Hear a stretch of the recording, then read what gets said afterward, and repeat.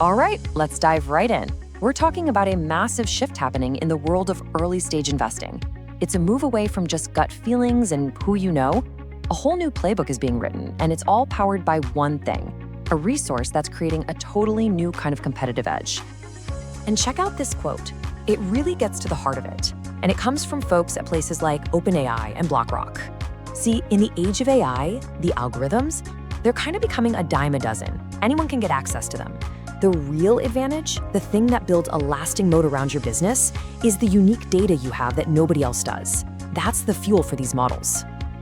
So here's the bottom line. If your data can be easily swapped out, so can you. It's that simple. And that begs a huge question, right? Who's actually building for this new world? Who's been preparing for this data-driven reality all along? So what does this data moat actually look like in practice? Well, to really get it, you gotta see how the old way of doing things stacks up against the new. Okay, let's break this down. The traditional VC playbook, it's all about personal networks. It's about who you know. This means their deal flow is pretty limited, and it pushes them to invest later in a company's life when things are a little safer. But this data-driven approach, it completely flips the script. It uses AI to look at everything, the entire market, to find those hidden gems way, way earlier. So that old playbook, let's dig into the consequences because it's left this huge, gaping hole in the market. And here's the reality of that inefficiency. Get this, a staggering 95% of all venture capital in the US goes to late-stage companies. Just think about that. It means there's this massive, overlooked opportunity just sitting there, right at the beginning of a company's journey, where all the really interesting data is being generated. And that's where this new investment universe comes in.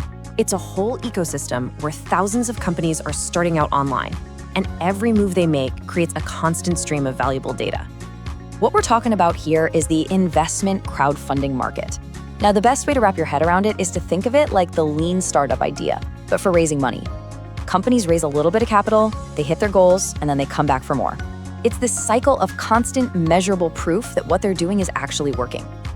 And this market isn't just growing, it's absolutely exploding. I mean, since 2016, it's grown 25 times over. We're talking going from about $20 million a year to over $545 million in 2024. That's just incredible growth. But here's what's really interesting. It's not just about quantity, it's about quality. The companies in this space have a survival rate of nearly 75%. Now compare that to the national average for all new businesses, which is only about 50%. So right from the start, we're looking at a much stronger pool of companies to begin with. Okay, so you've got this huge universe of data and deals. How on earth do you make sense of it all? Well, you build an engine designed specifically for it. So let's take a look at a model that does exactly that. We'll call it the D3VC approach. So the process is basically a three-step funnel, super straightforward. First, it just ingests this massive amount of data from the entire market. Second, an AI goes to work, sifting through thousands of companies to find those needles in the haystack. And third, and this part is absolutely critical, the AI's findings go to human experts for the final call. The AI isn't replacing human judgment, not at all. It's supercharging it. When you look under the hood, this whole model is built on three key pillars. First, you've got this proprietary data set that's been built up over a decade, tracking more than 10,000 different company offerings. Then there's the AI, which is analyzing over 150 different signals, things like investor sentiment, how fast is the money coming in, and finally, you have that expert investment committee making the ultimate decision. And the really cool thing is, this system isn't static. It's actually a living, breathing thing. With every new company, every new data point it analyzes, the algorithm gets smarter. Its predictions get sharper. It's this incredible compounding effect of intelligence that just gets better over time. Okay, so that all sounds great in theory, right? But let's get real. How does this actually work in the real world? Let's look at how these signals translate into actual investment decisions. First up, let's look at a company called EarthGrid. And these guys have a huge vision. We're talking about completely rebuilding America's old crumbling electrical grid. And they're doing it with plasma tunneling technology that can dig up to 100 times faster than the old way. I mean, it's pretty wild stuff. So here's a perfect example of what the AI picked up on. First, a gigantic market opportunity. We're talking trillions in infrastructure spending. Second, a huge barrier to entry for any competitors. They had permits in 46 states. Third, the founder, he'd already built 2 unicorn companies, And finally, they had a rock-solid IP moat with 152 patent claims. All right, next case study, Target Arm. Now, these guys are tackling a really tough physics problem that's been a roadblock for drones for years. Think about it. How do you launch and, more importantly, recover a drone from a truck that's moving at high speed? It's not easy. So for this one, the AI flagged a totally different set of signals. First, a massive market that works for both commercial stuff like package delivery and for the military. Big potential. Then a strong IP position with 3 patents already issued. And maybe the biggest signal of all, over $5 million in contracts from the Department of Defense. And that money was non-dilutive, which is just a fancy way of saying they got paid to develop their tech without having to give up any ownership in the company. That's huge validation.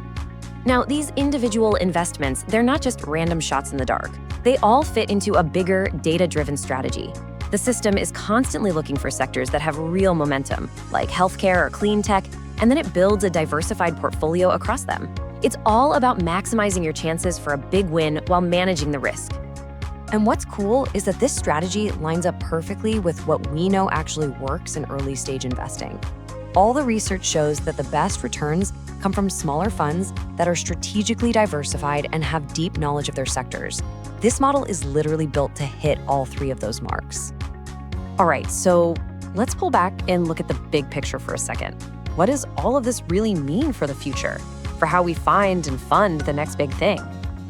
I think the main takeaway here is that this isn't some prediction about the future. It's not science fiction. The merger of data science and venture capital, it's already here. It's happening right now. Data isn't replacing the experts, it's giving them superpowers. It's letting them see the entire market with a kind of clarity that just wasn't possible before. And that leaves us with one final big question to think about. As we head into the next decade, what's gonna win? Is it the old playbook based on gut feelings and who you went to school with? Or is it gonna be this new playbook built from the ground up on data that no one else has?